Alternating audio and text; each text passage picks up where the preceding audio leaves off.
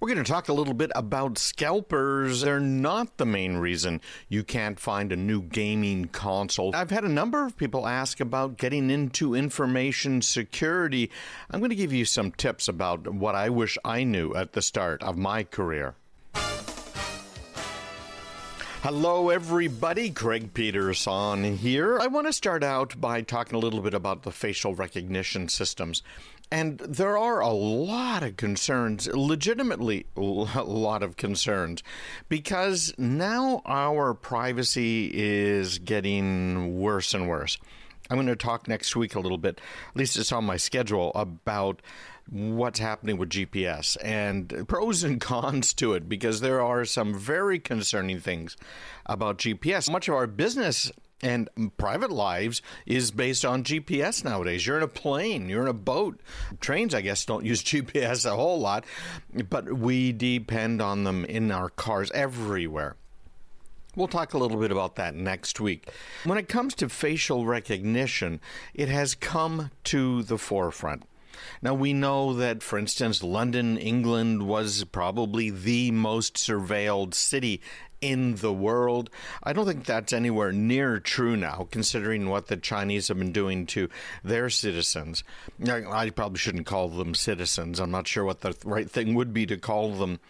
But the people living over there in China are under a constant eye.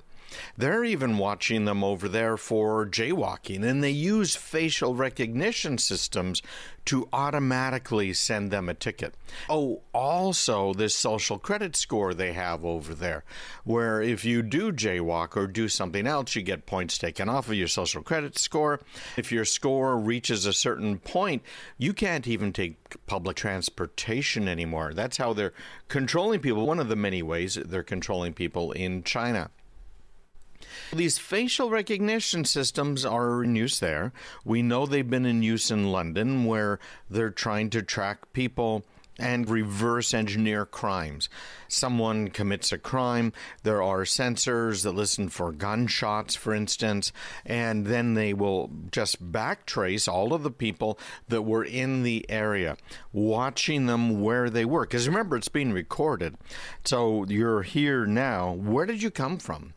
Some of that same type of technology was used in Washington, D.C. for what happened on January 6th with the riot of, 80 people, some riot. We're also now aware of what was done in Oregon and in Washington State and in New York City, where they were tracking people as well. Now, did they get charged? Did they go to jail? They were using facial recognition systems, and they were figuring out where they were, where they had been. They were also looking for it after the fact, because unlike China, where they want to know where everybody is, and they've got this whole social credit system. What we were doing is finding people who were committing serious crimes. The police obviously don't want to go into that area because there are so many rioters, and they were armed with all kinds of things, with baseball bats, but they had frozen bottles of water. No, I don't know. I threw a bottle of water at them. You had that thing deep frozen in a deep freeze below 0 degrees, which is way cold Fahrenheit. You brought it with you, and you used that liter bottle to bash someone over the head. We saw this again and again. So you find those people. You don't arrest them right away. You don't send the police in. No reason to put their lives in any more danger than they are every day normally. Then what you do is track them as they leave. Now, when they were leaving, they were using facial recognition to figure out who was there and where did they go. That facial recognition technology then was able to track them down. Once they got into an area where there weren't a lot of rioters or no rioters about to get in their car or however it is they got there, they arrested them. Of course, some of these rioters, real rioters, right, where there's hundreds of people rioting, not 80, they were able to track them down. Some of them were arrested. Some of them were charged. In a lot of these cases, the mayor said, no, don't do anything. Just let them, I was going to say let them riot, but that's not how they phrased it. I'm trying to remember how they phrased it. So we are seeing facial recognition used in law enforcement. It's one thing to track them. Either what happens over in London, where a crime is committed, and they now track everybody back to figure out where did they come from, what car did they get into, did they get out of initially, what was the license plate number, and who owns that car. Crime solving that way, where they don't necessarily recognize your face. They don't know it's you. However, now we're finding more and more of that happening, where the systems recognize your face and they know it's you, and they know what your social media accounts. They know obviously where you live. It's all tied in. In a lot of cases, it's tied in via your driver's license, or now these federally mandated national ID cards that so many people are carrying around. Apparently, I'll have to carry around too next time I get my license, because my state has finally decided they are not going to issue regular driver's licenses anymore, which definitely bothers me. I'm sure you can figure that out too. How are they identifying people? It's one thing to see a face and, okay, there's the face here. Okay, there's the face there. There's a guy here. Okay, so he just got into this car to leave. That's one thing, right? I think that's pretty legitimate. You don't have a particular right to privacy when you're in a public place. In fact, you have no right to privacy when you're in a public place. So I don't have a problem with that. Now we're using artificial intelligence, and we've talked about some of them before. Clearview is a great example. Clearview.ai. Here's a company that some would argue illegally captured, scraped, whatever kind of wording you want to use, pictures of people from all over the internet. And the police can subscribe to their service, and Clearview says, oh, we only let police at it, although there's evidence that would suggest otherwise, that they're allowing all kinds of third parties access to the database. But you can put a person's picture into their software. Their software, by the way, includes a mobile app, so it can be done on the street, and you know who they are. Now, this is getting RoboCop-ish. Have you ever seen the movie RoboCop? Actually, there's a series of these things with Ed 209s. What happened is the police officer could go out and he'd be patrolling in the streets, and he'd come across some people, and the computer in the kind of the heads-up display would figure out, okay, that's this person, they've been arrested 20 times, felony this and that, and okay, that person was shoplifting, and with their names and addresses and things right there in this screen. That's been a theme of science fiction movies for a very long time. I interviewed probably about a decade ago a guy out at the Consumer Electronics Show who had a very cool device that you could wear. It was designed for policemen, and it was like a pair of big goggles back in the day, right? This is before Google Glass and some of these other things came out. But they were able to, with this heads-up display, put anything you wanted on it. So it's coming. It's not here yet. It's going to be here even more in the future. If you want to check if your photo is part of all of this stash, and there are billions literally of photos that Clearview AI has out there, but you can check at least the basics. So many of us use this website online that allowed us to upload our photos and share it with friends and relatives and family and put it together and have a real great little album that you could share with people. That was on a site called Flickr. Today, many of us are uploading our photos to Amazon or to Google. Apple, of course, has many of them. What happened with Flickr is they went out of business. They got sold and resold a few times. What they ended up doing is selling the pictures online. There's people, and I talked about this a couple of years ago, this guy driving down the highway, and he sees a billboard with his picture on it. Not the sort of thing that he was expecting, that's for sure. It's probably not something you expected when you uploaded your photos to Flickr. So take a minute, go to a website called exposing.ai. This particular website is specifically aimed at Flickr photos. It'll tell you if it has found your picture.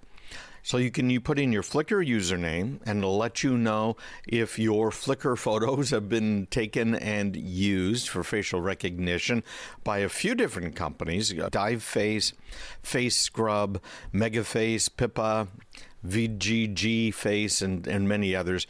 You can just put in your username. You can put in a tag that you tagged that photo when you uploaded it, or the URL of a photo. If you have a photo that is online and it's yours and you want to see if anybody else is using it somewhere on the internet, the easy way to do this is to go to Google image search. You can upload the image, you can give it the URL of the image, and it'll tell you if it finds matching images, or at least images that are close to it, online. Stick around, visit me online, craigpeterson.com.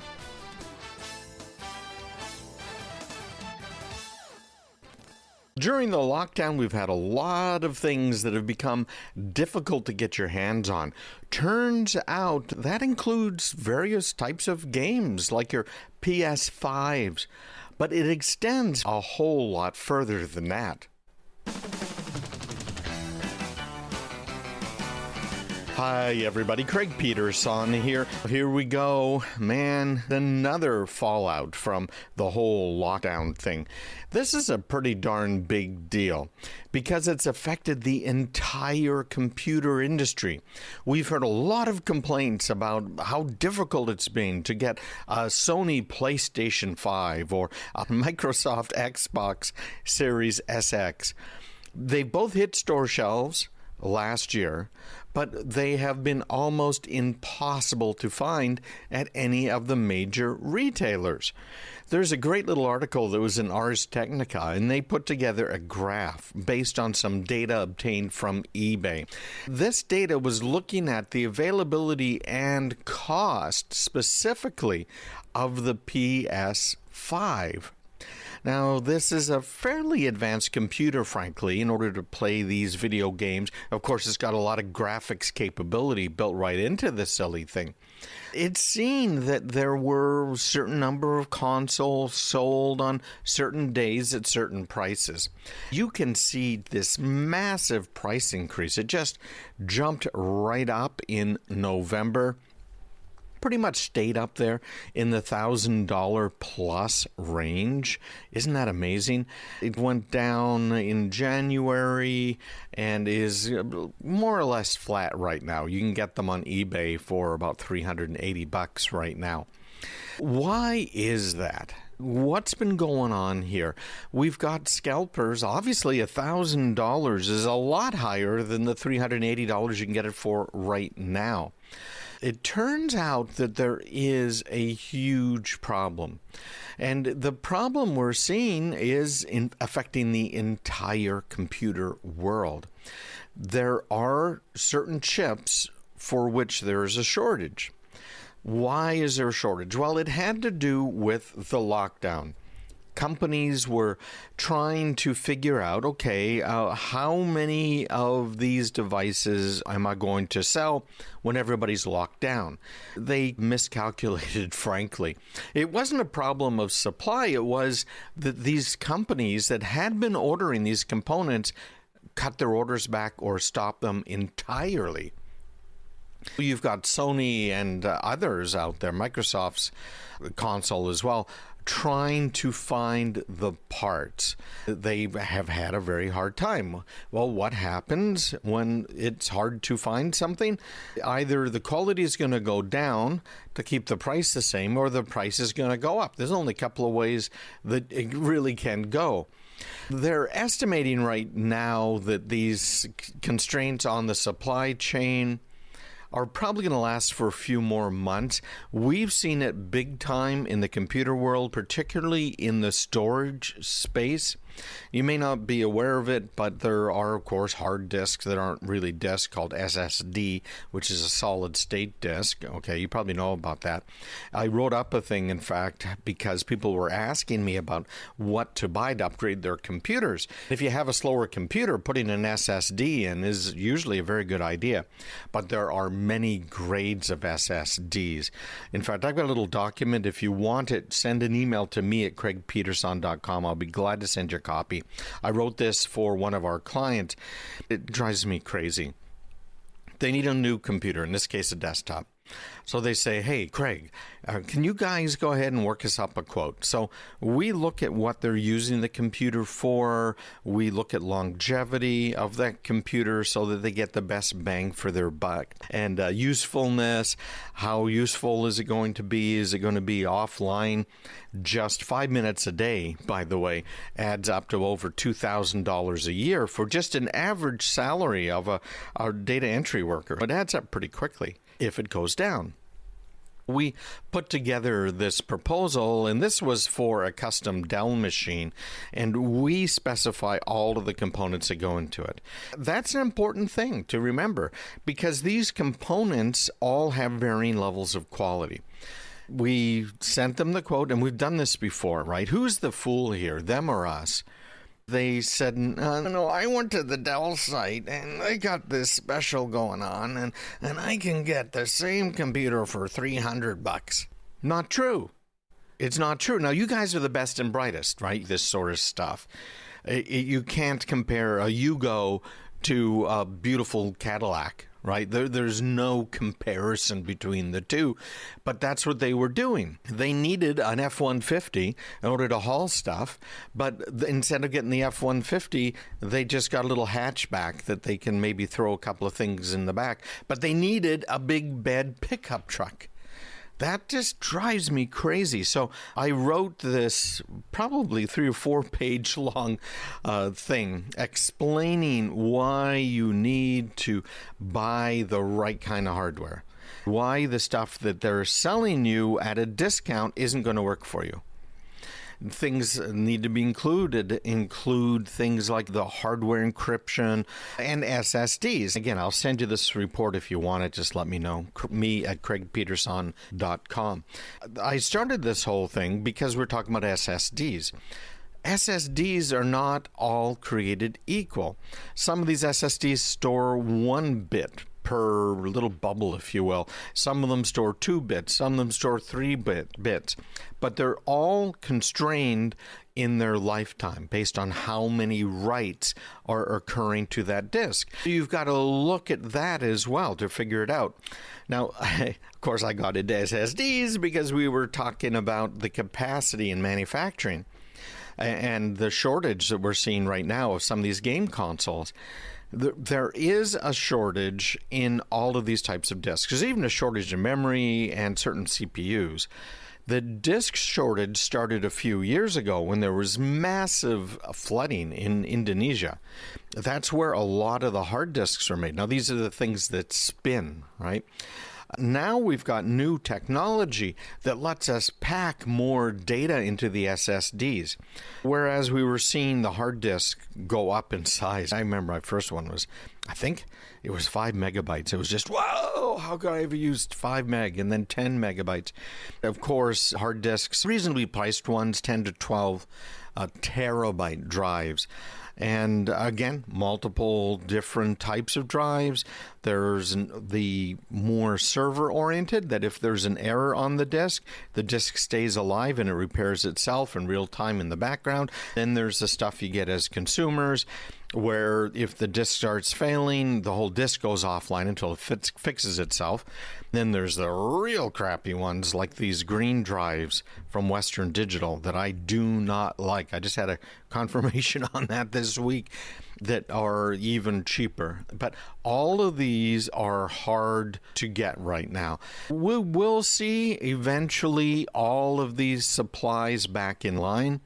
The manufacturers can make them. The whole lockdown hasn't really been a problem for them. The problem has been that people aren't ordering because they're afraid during the lockdown that people wouldn't be buying computers. Of course, we found the opposite to be true, didn't we? People were buying these consoles to play video games, buying computers to work from home, trying to buy network security stuff as well. That's really changed the whole thing. When we get back, we'll get into the InfoSec career a little bit later. If you miss it, if you're thinking about getting into information security, make sure you go online to craigpeterson.com so you can catch that.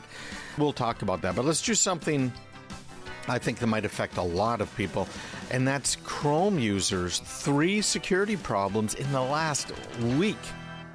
Hey, you guys are the best and brightest. You know what I think about Google and Google Chrome. Just this last week, over one 24-hour period, Chrome had 3 security problems. We're going to talk about that right now.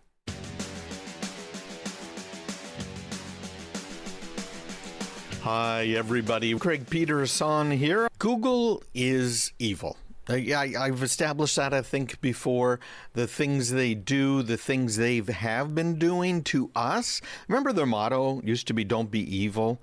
They removed that from the website a couple of years ago now. No longer "Don't be evil." Nowadays, they're doing pretty much everything they can to maybe be evil is a little strong a word, but they're pretty much doing everything they can to get as much information about you and sell it. Remember his goal, Larry Page, when they were starting it up? The goal was, okay, we are going to get all of the world's information and democratize it. Make it available for everyone, anyone out there who wants to get at it. Frankly, it's been pretty good until fairly recently, at which point I switched over to DuckDuckGo. Chrome is another one of their products. Microsoft, frankly, jumped right onto the Chrome bandwagon.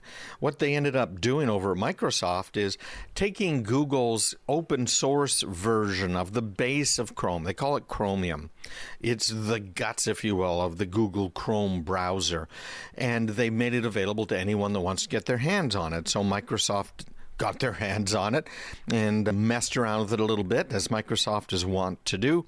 They came up with their Edge browser. The latest Edge is really Google Chrome in disguise. There are others out there too. You probably know if you've been through one of my courses when I'm talking about browsers. The Epic browser is a pretty good browser. It is designed to be more or less safe. But we go into that a lot more detail. In which cases is it not, etc. Some people have used the Tor browser, which ties into the Onion network that provides even more anonymity. So there are options. Of course, Safari is available from Apple for almost every platform now. It is a very fast browser, and it does a lot to try and keep your data secure. Same thing's true with Firefox. In the Improving Windows Security course, I go into the problems with each one of these, including Firefox, and what you have to consider. This past week, we had a bit of an issue. If you attended my webinars last year, this would have been 2020, I went through some of the privacy plugins that you can use for your browser. You might remember that one of them was something called the Great Suspender. Highly recommended at the time. Got to add that in there because I don't want you to just go grab it.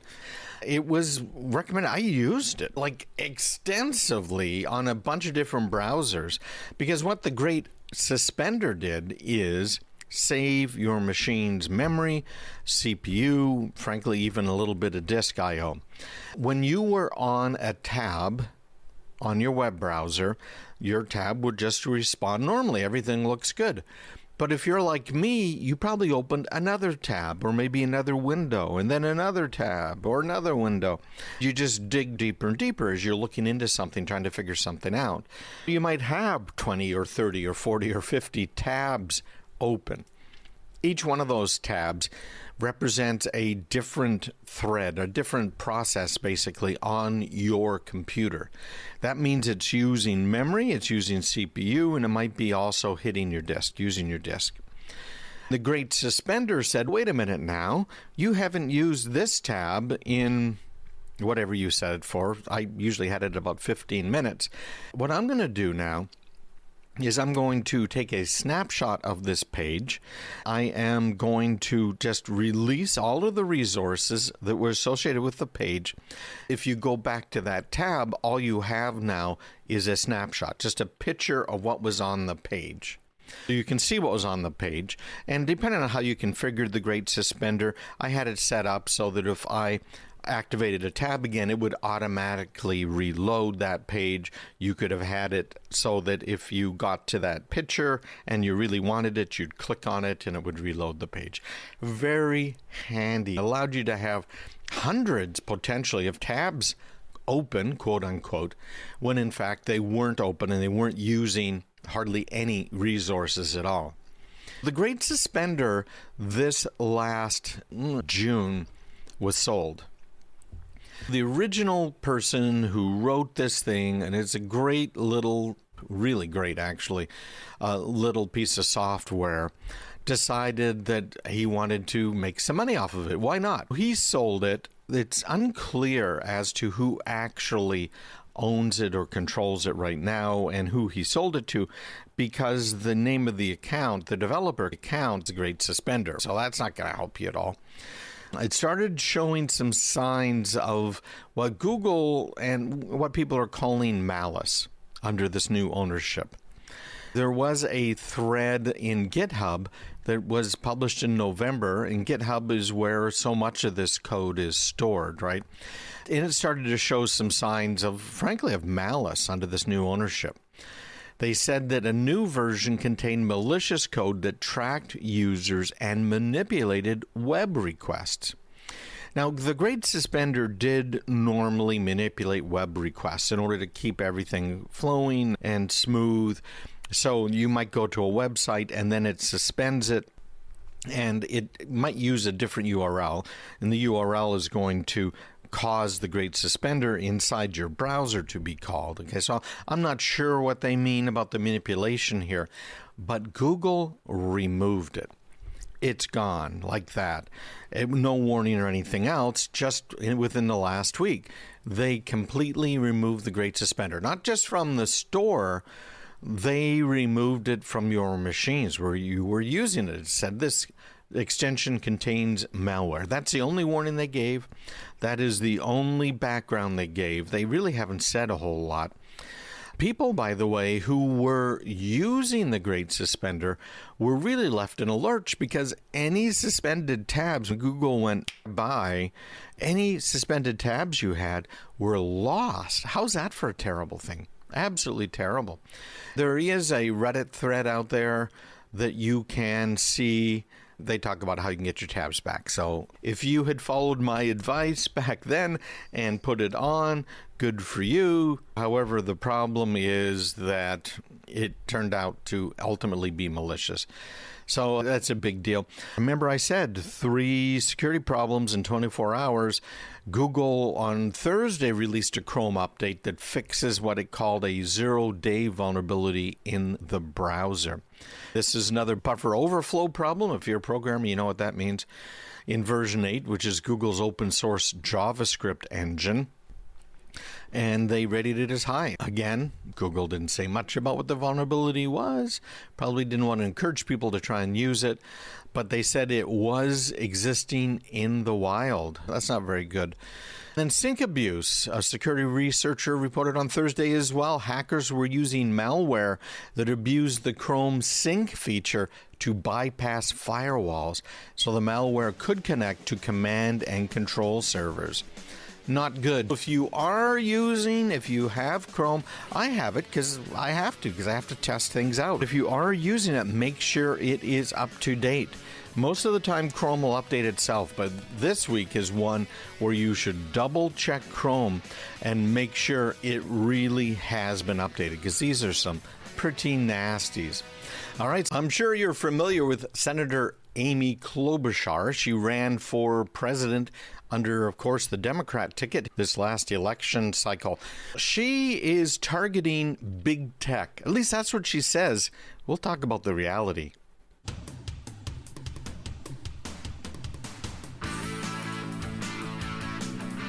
Hello, everybody. Craig Peterson here. Thanks so much for joining us today. I really appreciate it, and I appreciate hearing from you as well. Any questions? I have so much information to give you guys. We're starting some training courses, free, the email trainings, just everything. Me at craigpeterson.com with any questions as well. And visit me online, craigpeterson.com. Senator Amy Klobuchar, she is a Democrat from Minnesota, and she has introduced a bill here in Congress, and supposedly big tech is in her crosshairs. Now, I think that's really funny because it's not. In reality, okay? Well, here's an article from Ars Technica, a very good website, by the way, on some of the tech stuff. It says not only are major firms such as Apple, Amazon, Facebook, and Google under investigation for allegedly breaking existing antitrust law, the newly proposed bill in the Senate would make it harder for these and other firms to become so troublingly large in the first place. If you've been listening to me for a while, I have friends that have been absolutely destroyed by some of these big tech firms, where companies have gone ahead and announced a product because they found, oh, wait a minute, look at these guys over here. They're doing pretty darn well with that product. Let's see if we can't figure out if there's really a market for it or not. And they're competing with us. So here's what we'll do. Let's go ahead and announce we're going to have a product, and it's going to be better than their product, and you can get it from us, and you can rely on us. You know, don't pay attention to that small company over there. They are entirely unreliable. All of a sudden, that small company's sales plummet because people are waiting for Big Co to come up with their version of whatever it might be. Then they'll compare it and maybe buy it a bit later on. That's a way that many of these companies have grown, and grown in a very big. Senator Klobuchar introduced this bill called Clara, should have called it Clarice, the Competition and Antitrust Law Enforcement Reform Act. This would be the largest overhaul to the U.S. antitrust legislation in almost 50 years if it became law. It's interesting because her statement says, while the United States once had some of the most effective antitrust laws in the world, our economy today faces a massive competition problem. I'm a little confused here. It looks like she is asking for competition. I don't know. I don't understand it. I thought she was one of these far left ones. I remember the debates quite well. They're looking at expanding resources, in other words, give them more money at the Federal Trade Commission, the Department of Justice in their antitrust division. They're looking to pursue review of more mergers more aggressively. Now, my knee-jerk reaction is these big companies usually will fail. They usually just keep getting greedier and bigger. Look at what happened to GM. They went bankrupt, and unfortunately, they used tax dollars to bail them out. Chrysler has gone bankrupt twice, and they've used our tax dollars to bail them out. I don't think that's a good idea. Remember, our tax dollars mean our time. We have to put in our time we can't spend with our families, time we cannot spend on vacation, time we cannot spend relaxing. It takes our time now where we have to work to make money to give to the government to bail out companies that are failures.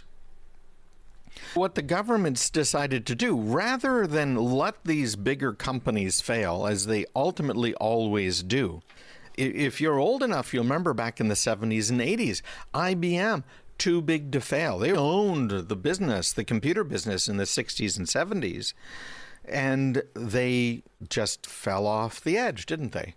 That usually happens. I'm not sure 100% is going to happen with the social media companies, but I suspect they are. Look at what's happening right now. If you have kids that are under 20, do they have a Facebook account? Even in their 30s. Under 20-year-olds, they don't use Facebook anymore. Facebook is likely to die off unless they change in a big way. So what's Facebook do? They buy competitors. So they buy WhatsApp. We've talked about WhatsApp before and my thoughts on that. They buy Instagram. They buy competitors, and they use competitors to change their business model a little bit and move laterally rather than vertically. That's not a bad idea in business. Frankly, most businesses expand their product line, expand their way of doing things by acquiring successful small businesses. So I get that. I think that's wonderful.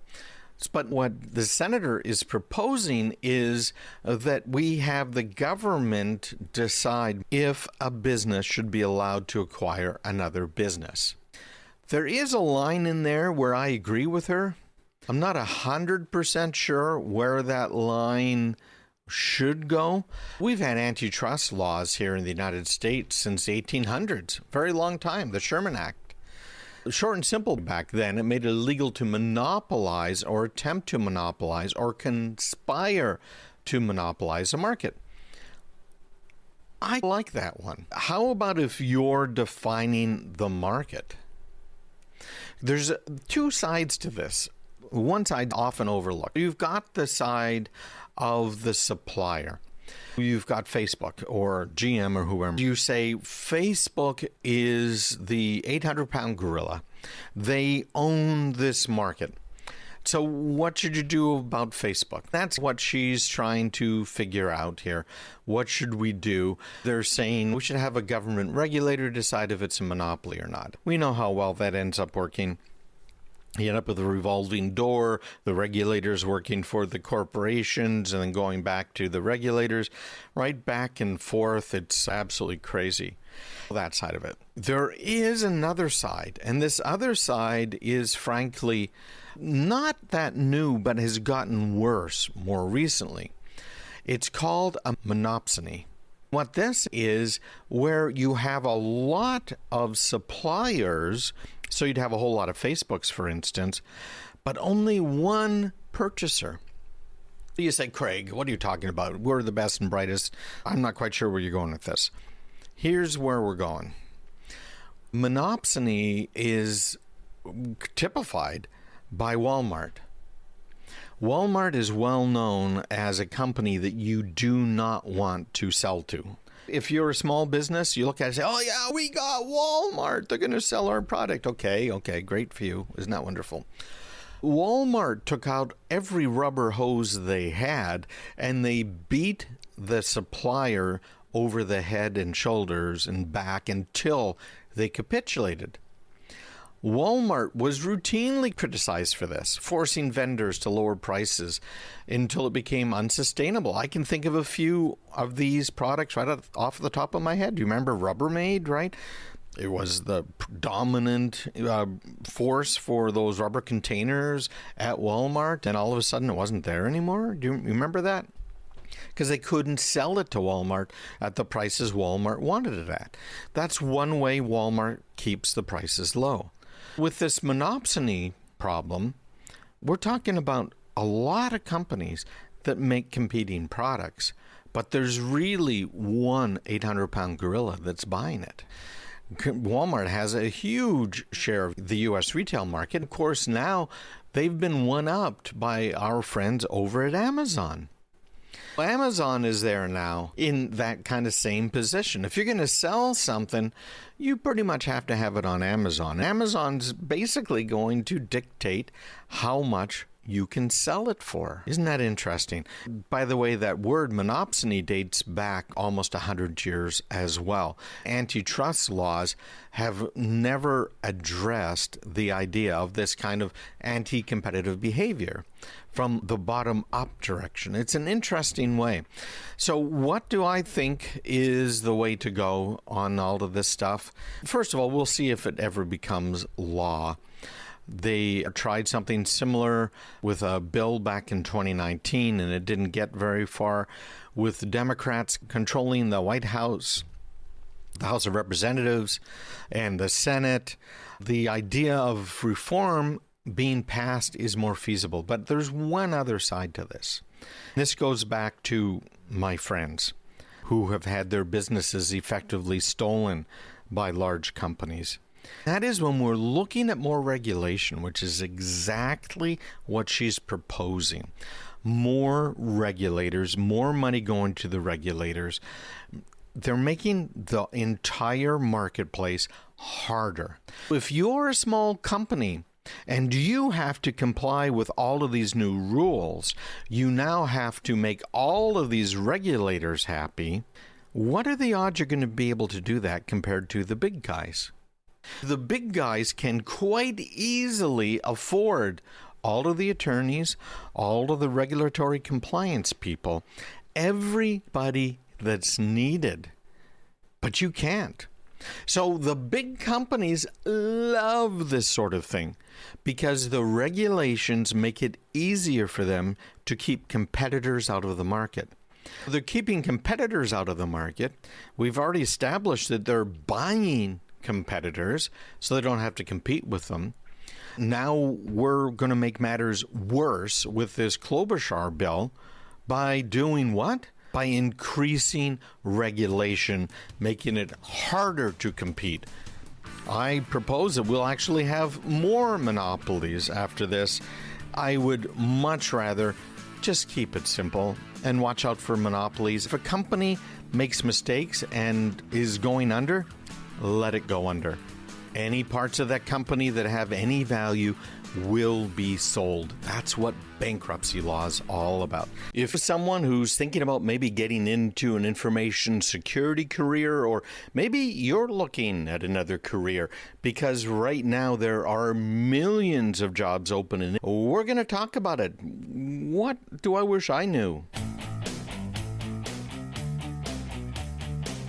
Hi, everybody. Craig Peterson here. Thanks so much for joining me. You probably know that I have been in information security for a very long time. It started out as I had to protect my own company when I got nailed 30 years ago with what was called the Morris worm. If you've been on any of my webinars where I do a little background, you've heard my story there. It just scared me to death. I almost lost a bunch of clients because of this worm. A worm is a piece of software that gets onto a computer and then spreads to other computers. Nowadays, we have a lot of things that act like worms. For instance, ransomware gets in and starts to spread. We have all kinds of bad guys that are doing the same thing. They'll get onto a machine in your network. Then they'll manually start looking around, seeing what you have, what file servers you have. Would connect to the G drive or whatever you call that file server drive or shared drive. They will look through your files and just the rest of the story, right? You guys are the best and brightest. You really are. So here's where I come down. I think there is a lot of opportunity here. And I did a little presentation for a mastermind group I'm a member of last week. I talked about a guy that's become a friend of mine who is in his late 50s. He's right around 60 years old, and decided he needed a new career. His prior career had literally disappeared. It had just been destroyed. He was in retail, and he was managing a store, and he had a lot of clients. Of course, that job went away, and he was looking for, what do I do next? He's been listening to me for a very long time on the radio and decided that maybe he should look into an InfoSec career, so he did. I used him as a case study with my mastermind group. What should people be looking to do, and how can I help them? So I figured, let's do this, because I saw an article in Dark Reading. That's one of my favorite websites for all of these articles on security. They were talking about exactly that. What should I be doing? Now, if I want a security career, what are the things I should know and do? The author of this is Joan Goodchild, an easy name to pronounce. What happened with her? She points out, information security can be really rewarding. I absolutely agree with that. It is a thankless job. You miss one thing and something gets in, someone brings it from home. You don't quite have everything in place or everything up to date. The biggest problem I've seen And I see with this friend of mine that I talked about in the mastermind is that we don't think we know enough. It's something called imposter's syndrome. You've probably heard of it. It exists in a lot of different facets of our lives, not just in careers. So he has imposter syndrome, as do a lot of people who are in cybersecurity, because there's so much to know. That's why I've said forever, businesses cannot do cybersecurity.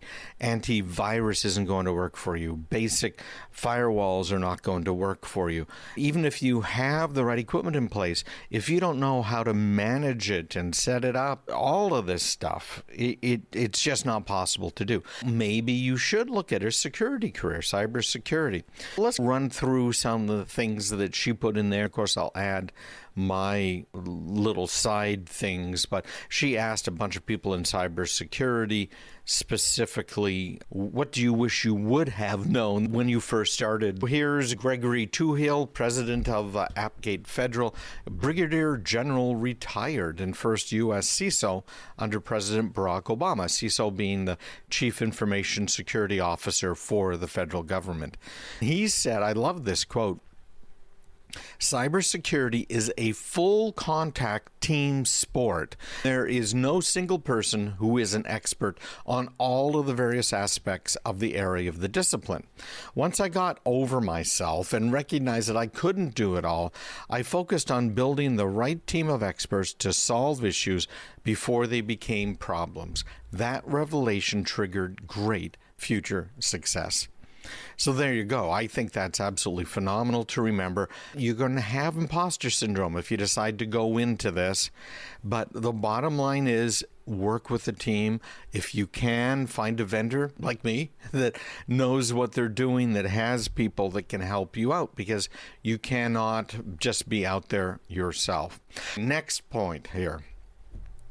This is from Wayne Pruitt, Cyber Range Technical Trainer, North America. Well, I've seen him before. He's been on one of my webinars where I was teaching about cybersecurity. To be effective in cybersecurity, you need to have an understanding of all areas of information technology. Boy, is that true. If an analyst does not understand how a web application communicates with a database on the back end, how will he know if the traffic he's seen is normal or malicious? Without this understanding, analysts are just relying on security tools to make the determination. Hopefully those tools are configured correctly. Sometimes you have to learn the basics to understand the more complex. Again, this goes into you've got to have a team. You have to have multiple people who can help out at different levels, because frankly, you can't know it all. Going back to that, the general, brigadier general, he had such a good point. Next up is a chief strategist at Point 3 Security. Her name is Chloe Mezdagi. I really wish I knew how little diversity and inclusion were practiced when I first entered the industry. Many of us in our current organizations are now working ferociously to improve the situation and are gaining ground. But within my first year, I felt like I'd entered the 1940s. I personally think this is ridiculous. Men are attracted to certain things and certain careers. Women, the same thing. There are some careers that are dominated by women and some that are men.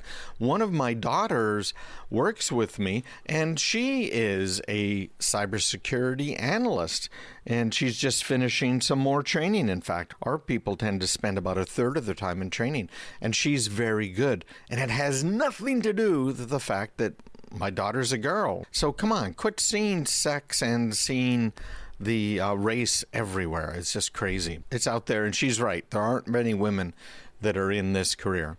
Next up here, Lakshmi Hanspal.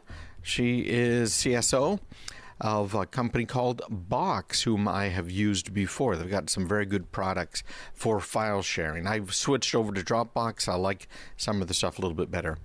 Having come from a traditional STEM background, it was not until I entered higher leadership roles and began formulating hiring strategies that I realized that more diverse teams solve the toughest challenges. Skills such as critical thinking, how to manage risk trade-offs, and cybersecurity not being a zero-sum game are extremely fundamental in understanding and thriving in the security industry. She obviously spent some time writing that and trying to put in lots of big words. She's right. When we're talking about diversity in this case, what she's talking about are diversity of skills, critical thinking, managing trade-offs, and understanding that we all have to work together on a team in the cybersecurity field. I thought she had a really great point. Next up, we have Josh Rickard, security research engineer over at Swim Lane. I wish I knew and understood that an organization's priorities are guide rails for information security teams. As with most starting in InfoSec, I wanted to solve all the security issues I came across, but this is impossible. Understanding business priorities while communicating potential risks is critical, but helping the business with those priorities gives you credibility. Wow, I'm going to save that one, frankly, because that is something that we all need to remember. I've had people on my team that were just 100% focused on doing the right thing, quote unquote, on the cybersecurity front. And to them, the right thing was make sure there are no holes. So I can see that from a certain perspective. And again, back to the diversity of thought, having someone like that on your team is a good idea, but it does have to be tempered. Mary Rich, VP Product Development over at ForgeRock. When I started 20 years ago as a penetration tester at IBM, I wondered how I even got the job because I did not feel qualified. In hindsight, no one was truly qualified because it was such a young domain. I was hired because of my technical background, my curiosity, and my interest. Fast forward 10 years, I was teaching a technical audience how to build hunt teams, and I expect everyone in the audience knew more than me. A gentleman in the audience raised his hand and said, "You're assuming we know what we're doing, but we don't." After we all laughed, we shared our notes and learned from each other. Wow, so insightful here, because again, she's pointing out the curiosity requirement, I think. If you're not curious, you're not going to spend the time it takes to investigate and to learn more. We're going to cover a few more. You're listening to Craig Peterson and online at craigpeterson.com. We're talking right now about InfoSec, information security. Have you thought about maybe taking up a bit of a new career? Well, there are some estimated 2 million open jobs in this one.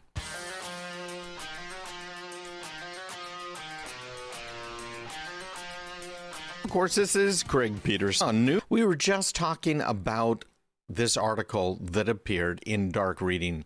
Now, Dark Reading is an online magazine, right? It's a website, and they had this article that I absolutely had to read because it reminded me of someone I know, one of our listeners who decided he needed a new career. He'd lost his job. He'd been out of work for over a year, and he had been managing a retail camera shop, and they shut it down. He was stuck. What do I do? He'd been listening to the show for a long time. He decided he wanted to go into information security. He took some courses on it, and he got himself a job, a full-time job, being the chief IT security guy for this company after just a few months. So that tells you how desperate these companies are. Kind of jerking his chain a little bit, but not, right? Because he just barely had any background. If you want me to connect you with him, if you are serious about thinking about one of these careers, I'll be glad to forward your request to him to see if he's willing to talk to you. Just email me, me@craigpeterson.com, and make sure you mention what this is all about so I know what's going on. Ran Harrell. He's security principal and product manager over at Scalpers. He said, when I was growing up, I was quite an introvert. By the way, that sounds like a lot of us in IT. I didn't realize until much later on in my career just how great the security and tech community are. Looking back, I realized how quickly I could have solved so many issues by just asking on an IRC channel or forum. IRC is an internet relay chat.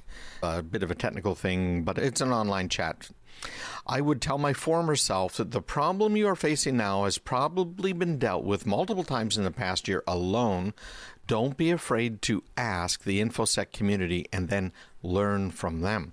That's absolutely true. I found an online IRC channel, basically, and they were set up just to talk about CMMC is this new standard that Department of Defense contractors are having to use. As you probably know, we have clients that are manufacturers and make things for the Department of Defense, and they have to maintain security. It's been interesting going in there, answering questions for people, and even asking a couple of questions. It is a great resource. This particular kind of an IRC is over on Discuss.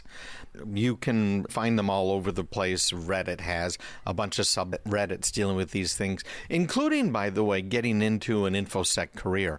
So keep that in mind. There's lots of people like myself that are more than willing to help, because some of this stuff can get pretty confusing.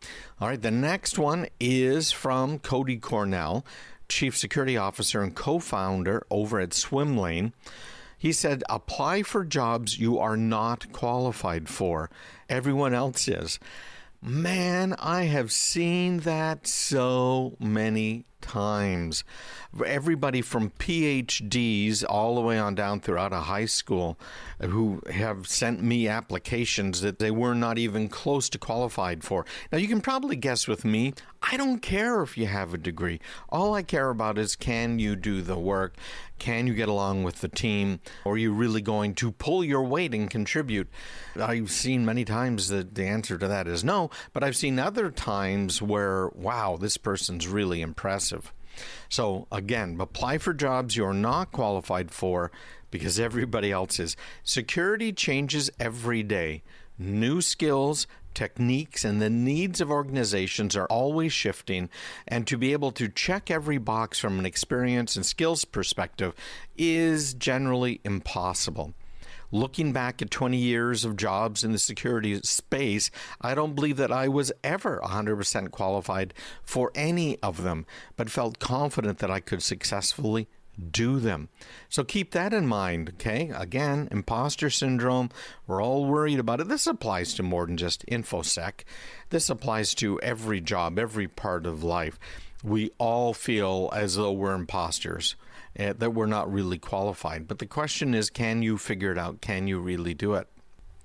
Next up here is Chris Roberts, a hacker in residence, he calls himself, over at Scalpers. And he says, overall, the most important lessons that I tell my younger self are not tech-based. Rather, they focus on the human aspect of working in the cybersecurity industry. I think cybersecurity professionals in general tend to focus on technology and ignore the human element, which is a mistake and something we need to collectively learn from and improve. I agree with him on that as well. However, we know humans are going to make mistakes, so make sure you got technology in place that will help to mitigate those types of problems. Next up, we've got Marlis Rogers. She's CIS over at the CSAA Insurance Group. That's a lot of four-letter acronyms. You are nothing without data. Data is queen, coming from an insurance person, right? Without hard data, you can only speak to security in more imagined ways, or ways the board and C-suite are aware of in the media. Cost benefit is only achievable with related data points demonstrating how much we are fighting off and how the tools, processes, and people make that happen. Next up, we have Edward Fry. He's CISO over at Ariaka. When I first started out, I was fairly impatient and wanted to get things done right away. While there are some things that need to be done right now, not everything needs to be done now. Have the ability to prioritize and focus on the items that will have the biggest impact. I think one of the biggest lessons I've learned along the way is while we may need to move quickly, the race is a marathon, not a sprint. Patience is essential for security pros. I can certainly see that one. Chris Morgan, Senior Cyber Threat Intelligence Analyst over at Digital Shadows. Despite the way that many in media like to portray cyber threats, not everything will bring about the end of the world. For those getting into incident response and threats, try to have a sense of perspective and establish the facts before allowing your colleagues to push too quickly towards remediation, mitigation, etc. Expectation management among senior colleagues is also something you'll frequently have to do to avoid them breaking down over a mere phishing site. To quote one of my former colleagues, try to avoid Chicken Little syndrome. I've seen that before as well. So the next one is things are changing daily, and the last one is perception of security is still a challenge. So great little article by Joan Goodchild. You'll see it in my newsletter, which we're trying to get out now Sunday mornings. You can click through on the link if you'd like to read more. As you can see, 2 million open jobs, well, between 1 and 3 million, depending on whose numbers you're going at, in cybersecurity.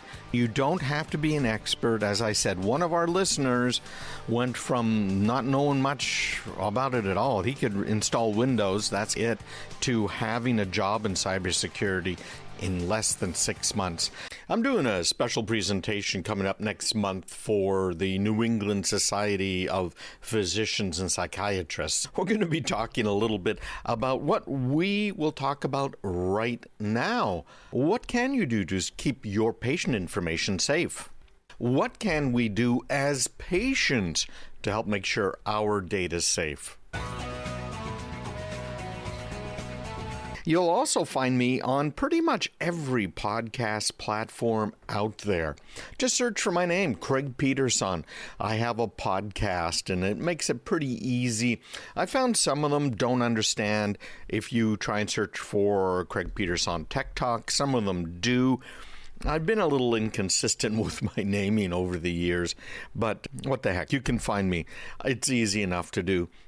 I've got this new kind of purplish logo that you can look for to make sure it's the right one. And then you can listen and subscribe. Please subscribe. It helps all of our numbers. You can also, of course, by listening online with one of these devices, help our numbers too. Because it's you guys that are important. The more subscribers we have, the way these algorithms work, the more promotion we'll get. I think that's, frankly, a very good thing as well. What do you do if you need to see a doctor? That question has a different answer today than it did a year ago. I won't be able to say that in about another month, right? Because mid-March is when everything changed last year, 2020. Man, what a year. To see a doctor nowadays, we are typically going online, aren't we? You're going to talk to them. So many doctors have been using some of these platforms that are just not secure. Things like Zoom, for instance, which we know isn't secure. Now, the feds kind of loosened things up a little bit under the Trump administration, saying, hey, people need to see doctors. The HIPAA, PCI rules were loosened up a little bit in order to make things a little bit better. Then there's the whole DSS thing with HIPAA. All of these rules are just across the board loosened up. That has caused us to have more of our information stolen. I'm going to be talking a little bit about this FBI, actually multi-agency warning that came out about the whole medical biz and what we need to be doing. Bottom line, Zoom is not something we should be using when we're talking to our doctors. Now, this really bothers me too. Zoom is bad. We know that. It's not secure, and it should not be used for medical discussions. But Zoom has been private labeling its service so that you can go out and say, hey, Zoom, I want to use you, and I'm going to call it my XYZ medical platform. People have done that. Businesses have done that, not really realizing how insecure Zoom is. I'm going to give them the benefit of the doubt here. You go and you use the XYZ medical platform, and you have no clue it's Zoom other than, man, this looks a lot like Zoom. That's a dead giveaway. Keep an eye out for that, because a lot of these platforms just aren't secure. I do use Zoom for basic webinars because everybody has it. Everybody knows how to use it.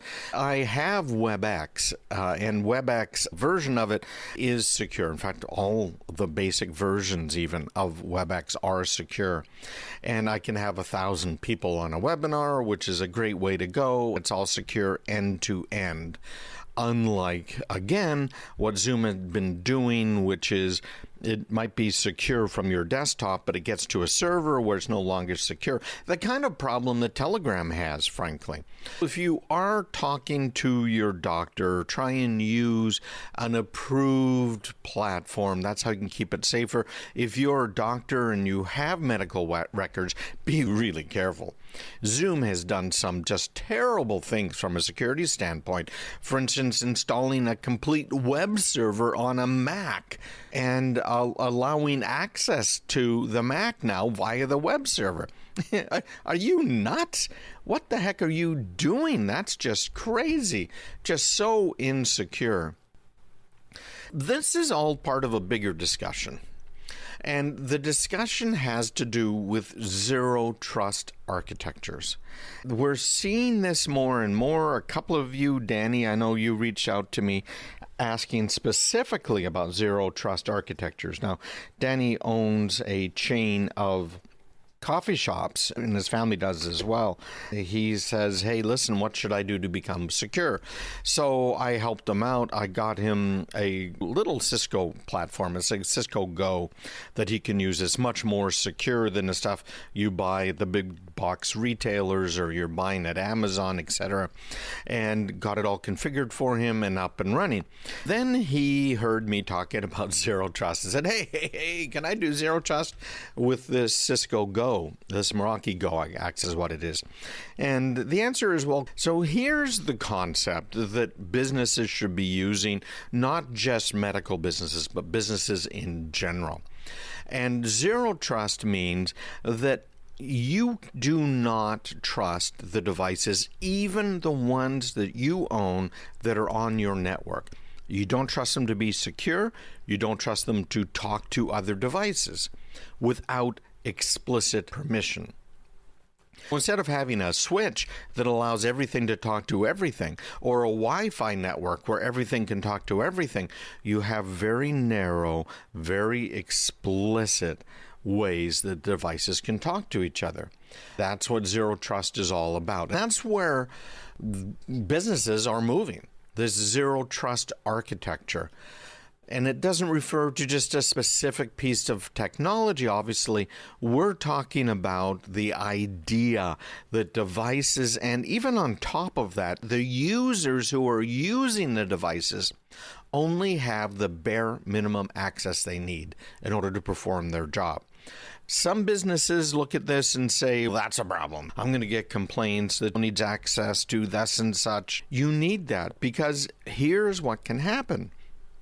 You've got this data that's sitting out there. It might be your intellectual property. You might be a doctor, a doctor's office, and you've got patient records. You might have the records from your PCI, your credit card records that you have put on that are sitting there on your network that are, in fact, a little dangerous because now you've got something the bad guys want. It's dangerous if the bad guys find it and they take it, you could lose your business. It's that simple.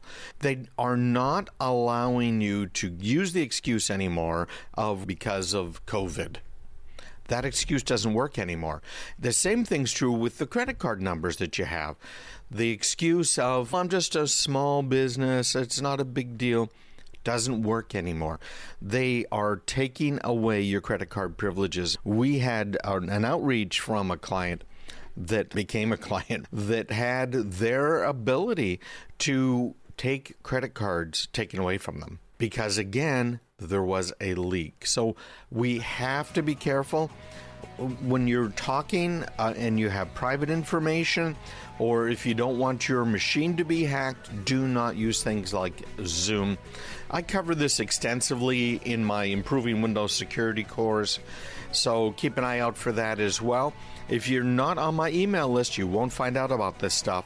Go right now to craigpeterson.com. You can scroll down to the bottom of that homepage and sign up for that newsletter so you can get all of what I talk about here and more. Hey, thanks to some hackers out there, your application for unemployment benefits might have been approved, and you didn't apply for it in the first place. Turns out somebody's stealing our information again.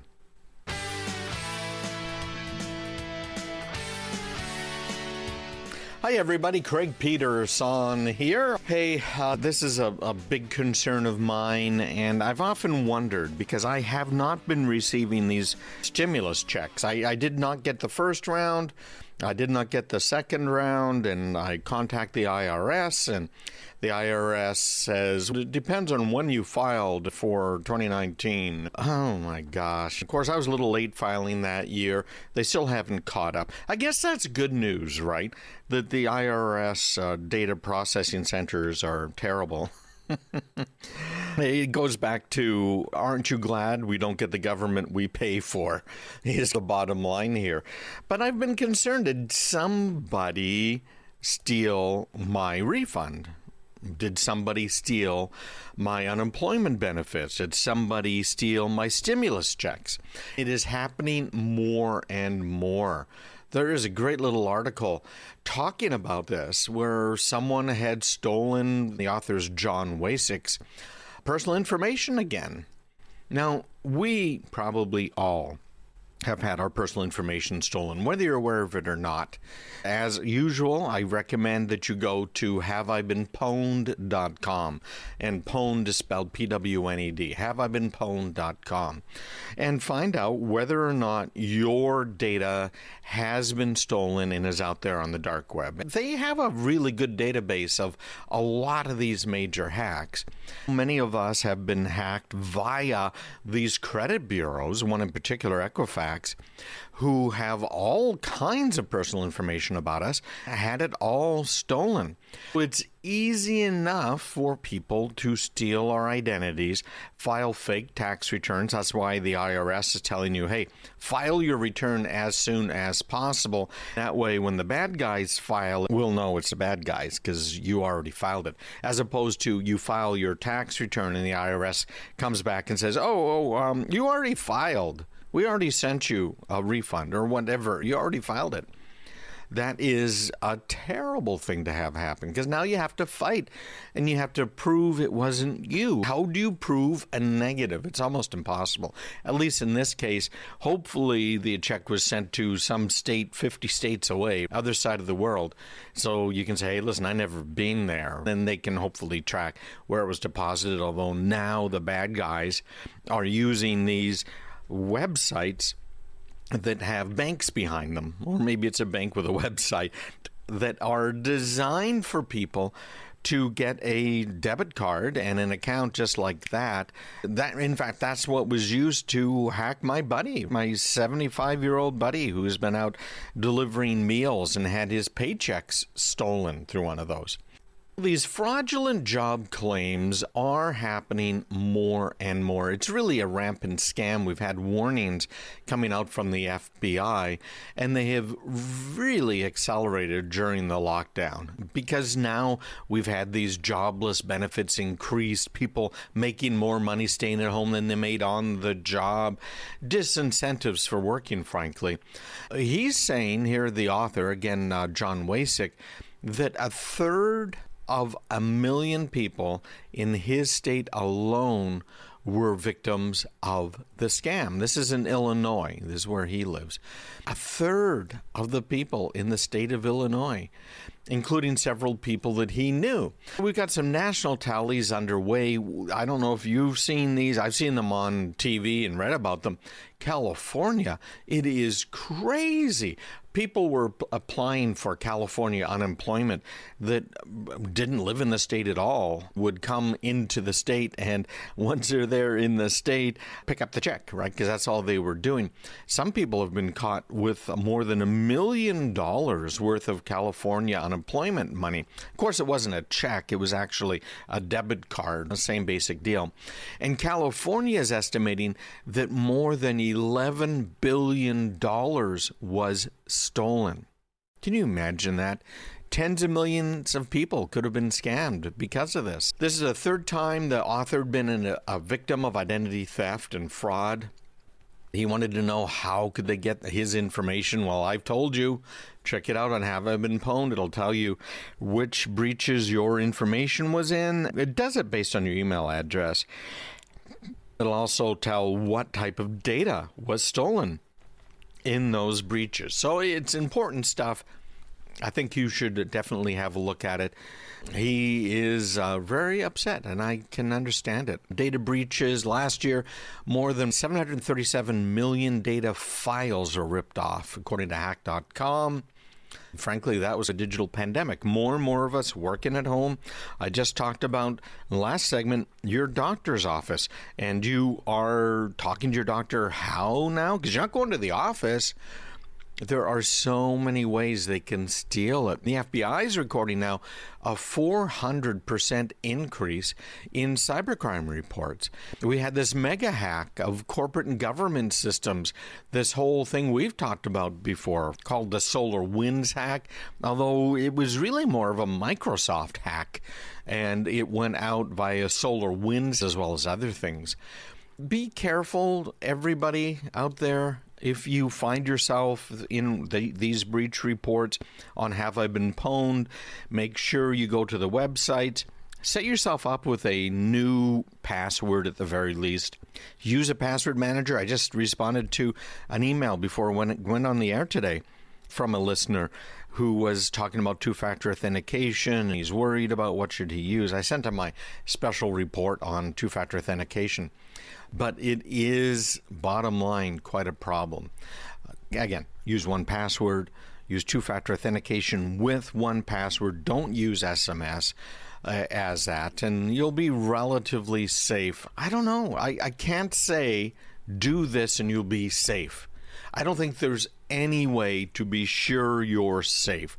Having these organizations, businesses, government agencies hacked all of the time that don't seem to care about losing our data, right? Oh, it's a cost of doing business. Some of these businesses, and I've talked to them, they'll look at it and say, how much will it cost us in fines if our data is stolen versus how much will it cost us to keep our data relatively safe? For even a larger small company, a 100-employee company, you're talking about something that is going to be costing you about $25,000 a month. That's if it's outsourced. If you're trying to do it yourself in a 100-person company, you can easily be spending $100,000 a month. It's expensive to do. So look at it and say, okay, it's going to cost us $1 million a year. Odds are it'll be 2 years, maybe 3 before we're hacked. That's the statistic. Although you're rolling the dice, it might be tomorrow that you get hacked. $3 million versus our fines are going to be about $1 million. We'll just take the fine. That, to me, is just disgusting. How can these people live with themselves? I don't know. Maybe it's just me. I'm going crazy. That leads us to this New York Times article I was talking about on the radio this week. The New York Times article talking about how the United States we are losing control of information warfare. Our warriors that have been working at the National Security Agency and the FBI, they leave those agencies and they go to work for private contractors. Our tools that we've been using to hack other people have been stolen. The tools that we're paying to be developed, we, meaning the U.S. taxpayer, the tools that we have paid to develop aren't even being used. And that mega attack I was just talking about, that's an example of one of these attacks that would have been stopped had we been using the tools that the federal government paid for. It's just crazy what's going on. So here's the bottom line, everybody. You can't trust most of these vendors that are out there. They have a product to sell. They don't have the best solution for you, right? They really don't. If they cared about you, they would not be selling you antivirus software because it does not work. If Microsoft cared about you, they would have come out with their anti-malware stuff, Windows Defender, years and years ago. They would have redesigned Microsoft Office and Microsoft Windows as well, because those were huge security holes. Look at Adobe. They've been the source of the most security problems of anything else on the market. Bar none. Flash was terrible. Java, another example of something that's been a terrible security hole for years. These businesses are trying to get a product to market as quickly and as inexpensively as possible. Quick is usually the number one goal. It has to be inexpensive for them to develop it. That means now they go out and they sell it because they got it. They're going to sell it. It doesn't matter if it's good. It doesn't matter if it even works overall for you. That's why I'm doing these courses, these classes, these emails. I'm recording special stuff for you each week. I've got special emails that are going out for you each week. We've got this radio show, podcasts. This stuff is all free. All of it. Now, I charge for some courses, but everything else is absolutely free.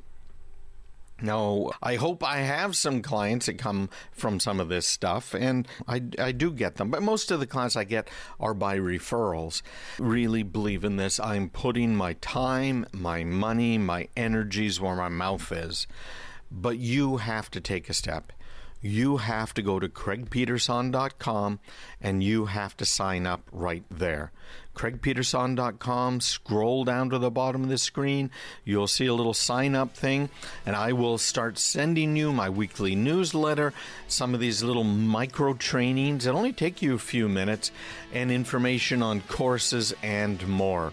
craigpeterson.com.